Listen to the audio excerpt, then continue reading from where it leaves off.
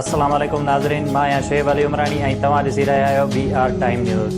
सभ खां पहिरियां शामिल कंदासीं हीअ रिपोर्ट।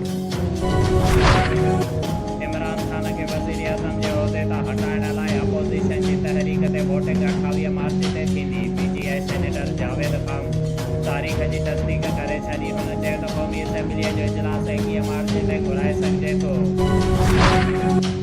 पीपल्स पार्टी ऐं MQM विच में सालनि जी दूरीअ खां पोइ बर्फ़ पिघली वई। इस्लामाबाद में MQM जे सीनियर क़यादत जी बिलावल ऐं आसिफ ज़रदारीअ सां मुलाक़ात। पीपल्स पार्टी पंहिंजे बयान में चयो त पीपल्स पार्टी ऐं MQM सिंध जी सतह ते समूरा मामलनि ते इतफ़ाक़ करे वरितो आहे। जॾहिं त MQM पंहिंजे बयान में चयो त कराची ऐं हैदराबाद समेत शहर सिंध जे मसइलनि जो बाक़ी मौक़िफ़ पीपल्स पार्टीअ जे साम्हूं रखियो आहे। पीपल्स पार्टीअ सां इतफ़ाक़ थियो आहे त मसइलनि खे कानून साज़ीअ सां हल कयो वेंदो।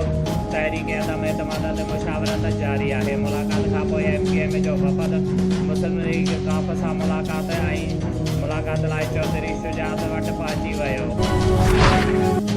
हमज़ा शहबाज़ जी जहांगीर तरीन जी रहाइशगाह ते अहमद तरीन ग्रुप वज़ीर आला पंजाब खे उहिदे तां हटाइण ते इतफ़ाक़ करे वरितो। मुलाक़ात जो मुश्तरका बयान जारी। तरीन ग्रुप जो पंजाब जे सूरत हाल ते इज़हार मायूसी।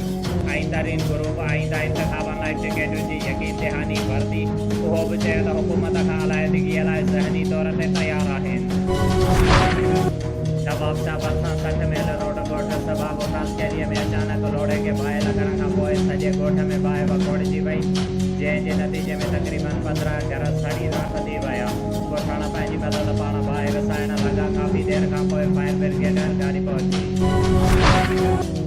Sindh college non teaching welfare association Sindh पारां पंहिंजे जाइज़ मुतालिबनि जी मञता लाइ अली गुल उमरानी, सैयद हसन अस्करी काज़मी, आफ्ताब अहमद खोखर, फ़कीर मोहम्मद डायरी, गफ्फार अहमद आरई, अब्दुल वाहिद अख्तर अली बंगवार ऐं ॿियनि जी अॻवानीअ में दबख्शा प्रेस क्लब ॿाहिरां एहतिजाजी मुज़ाहिरो कंदे मुतालिबो कयो त लेवल स्टाफ खे अपग्रेड कयो वञे। 1 खां 4 ग्रेड जे मुलाज़मनि खे प्रमोशन जे लाइ मैट्रिक वारे कानून खे बहाल कयो वञे। 1 खां 16 ग्रेड जो टाइम स्केल ॾिनो वञे। असिस्टेंट डायरेक्टर खे मुक़ररीअ लाइ देरि न कई वञे।